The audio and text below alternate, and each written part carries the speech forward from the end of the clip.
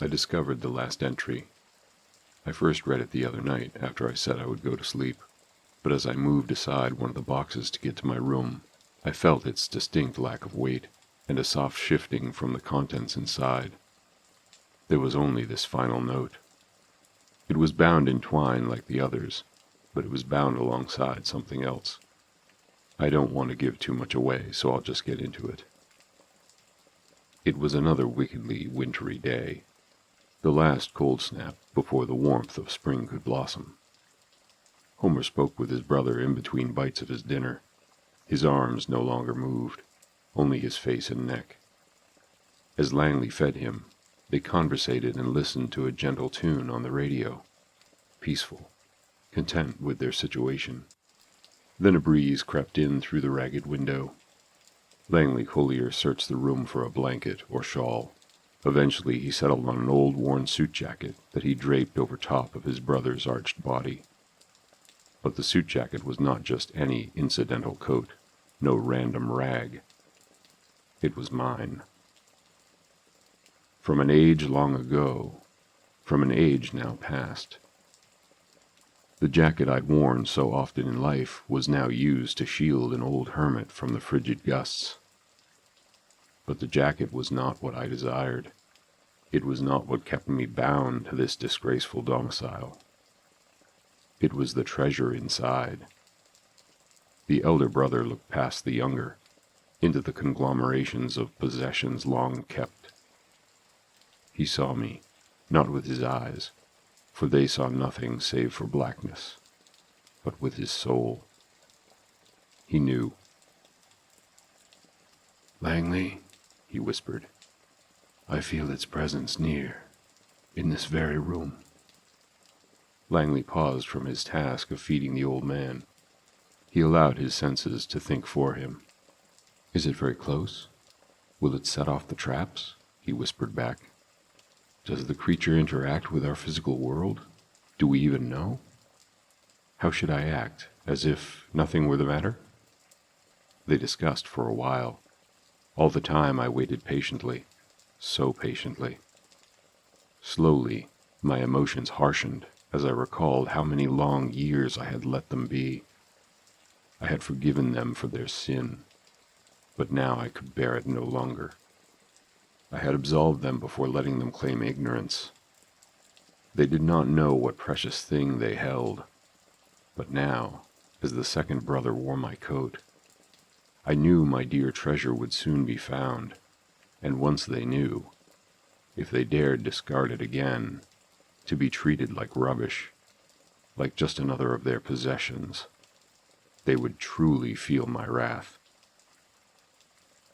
Langley leaned in closer to Homer.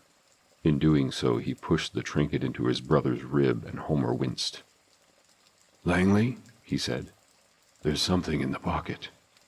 He fished it out and lifted it to the light for a better view. "It's only a locket." Langley Collier now openly looked at me, at the shape of a man now past, but not quite, then back at the trinket, a beautifully ornate bronze shell, then inside were the ticking, moving watch hands. He saw the source of my affection and devotion, her majesty and grace, crafted by God so delicate in detail and radiant to see. Now I knew the old man understood. Now he knew why I lingered and spied on them. "This is the source of the trouble? Only this?" he asked me. Only this, I thought. My anger returned, only much more vicious. How foolish could this pair be? I had given them far too many chances. If they did not... Into the fire my dear treasure flew, into the flames of the filthy hearth. But not for long. In my asperity and indignation, I flew into a frenzy. A torrent of violent, frosty thralls swept through the room. They blew out the fire. They blew away papers and refuse. They blew away my coat from the shoulders of the paralyzed miser. "What is happening?" he cried. "I tried to destroy it, to banish the demon away." But I was no demon. I was the ghost of a life long gone. and Langley's aberration had only served to cement my place in this world. I could not pass on without the assurance that what I held in life would be taken care of after death, that her radiance would live on. I died in that jacket. At first I followed the locket, hidden in the pocket of my coat. I witnessed it as it was auctioned away with my estate. Little more than a breeze at the time, I was unseen and could not alter reality. I could only see, only pray. But when that wicked old hoarder had purchased me, back when his legs still moved, I followed him home and watched as he cast my jacket aside, immediately without second thought, onto a pile near the floor. For years I lay dormant, awaiting the moment when they recognized their misdeed, and as my patience dissolved, I grew more attached to this reality, more determined to shape it. No longer a specter unseen, I was now a shadow, a flicker in the corner of the eye. They began to notice me. They began to whisper about my existence. Slowly I became more and more close to matter, and I became less and less able to neglect. But they did neglect me. I was bound to the locket, and bound to the first floor. They moved upstairs and refused to see me, until the day came. The fateful frosty day. Langley was on his way to the market, as he did only once a month. But as he opened the grand door, and the gales pierced his shirt, he realized he was ill-dressed for the cold. He grabbed the first thing he saw, my coat. So I followed him. Only he saw me. Only he knew to look. I trailed him through the city and through the crowds, my first look outside the den of degeneracy in years. Then he returned home, and I found his crippled brother asleep on the floor. As he went to make the fire that night, he took off my coat and set it aside. So close, but again I despaired that perhaps they would never notice it. I grew impatient. Days later I watched as Homer slept. I was more than I was before, no longer just a shadow in the distance, or a motion in the periphery. And though his vision was faded, he looked at me directly. He fired his gun right through me, where my head would have been. But I was still not part of this reality, not fully at least. It was Langley's abrasive action, his despicable attempt to rid himself of me without care, that finally shaped me into what I am now. As the torrent of winds died down, the old man, whose eyes still worked, took his arm away from his face to see me and finally behold me. I was now in the shape of a man, the man I was in life. Only the faint shadows of my outline could give away my true identity. Langley stammered and stepped backwards. He did not pay any attention to his surroundings. If he had, perhaps he would not have tripped his trap. An avalanche of heavy trash fell onto him. It pinned him tightly to the ground. He did not die, but he could not move. His brother cried out to him. He asked what had happened. I moved towards the old man in the chair, and for the first time, truly touched him.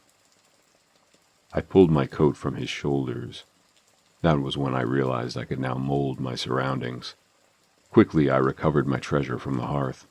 It showed no signs of damage. It was not in the flames long enough before they were extinguished. For a while I stood there, admiring it, and simultaneously I wondered what to do next. I knew this form would not last forever. It was only a symptom of my devotion and anger. So I got to work. As Langley choked for air and pleaded for assistance, I searched the stacks for blank paper. I sat at a desktop and shoved the litter atop it onto the floor.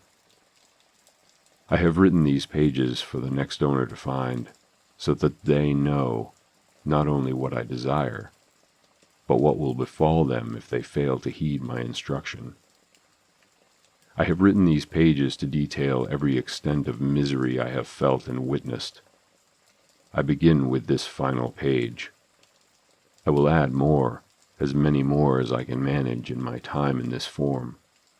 I will paint every excruciating moment that I had to endure but could never speak of. For you see, now is my opportunity. I can now plainly admit to the wickedness of my actions. With what little influence I had in this world, I worsened the decay of the old cripple's condition. I turned his muscles black and tough as brimstone, and now I sit and watch, jubilant, as the two sob and plead. Langley will go first. If he is fortunate, he will asphyxiate and die prone underneath the pile. Homer will not be so lucky. With no one to care for him, and with no ability to do so alone, he will starve or freeze. He will die there in front of his fireplace, and only feet from his brother. They will have time to talk, maybe hours, maybe days. They can say their goodbyes and make amends for their past, but they can do nothing to change their fate. One entombed in the physical embodiment of a lifetime of greed, the other trapped in his own corpse, incapable of moving or seeing. They will die alone, surrounded by their collection, and they will understand what it cost them. Now I speak directly to you, reader. I do not know when you will find these papers. I pray only that they will not be thrown out when the home is searched. But assuming you read these final words, assuming you have taken in my full testimony, just know I will have been watching you do so the whole time. And if you choose to follow the same path of the Collyer brothers, I will not be as kind. That was the end. I turned my attention from the page to the trinket bound in the box, an old antique locket. I looked up from my work and saw the apparition, not in my periphery, but straight on, as Homer did in his bed. I nodded to him, and he nodded back. Then I opened the locket to see the watch, but I found something else as well. She was as he described, the source of his affection and devotion. Her majesty and grace, crafted by God, so delicate in detail and radiant to see. He did not mean the watch or the locket, but the picture inside, and the woman within it. The image was old and monotone. It was a wedding photo of a handsome groom and his beautiful bride. The man smiled brightly as his new wife kissed him on the cheek, a moment captured in time, the greatest moment of a life, held dear even after the life was gone. I understood. Without breaking my gaze on the photo, I said, I will look after this. I will take good care of it. Tomorrow I will take it to a friend who does restoration. He will be delicate. But when I looked up, I saw no apparition. I only felt a soft breeze pass me, a gentle, warm breeze which shifted the hair at my shoulders and left through my open window. I did not lie to him. I will uphold my promise. I will wear this locket every day of my life. I will do so with honor, whether he sees it or not. I do not fear the ghost of the groom. I know what he wanted. I know how to act. What I fear is the two shadows I see now in the corner of my eye. One standing, one sitting, because I do not know what they want.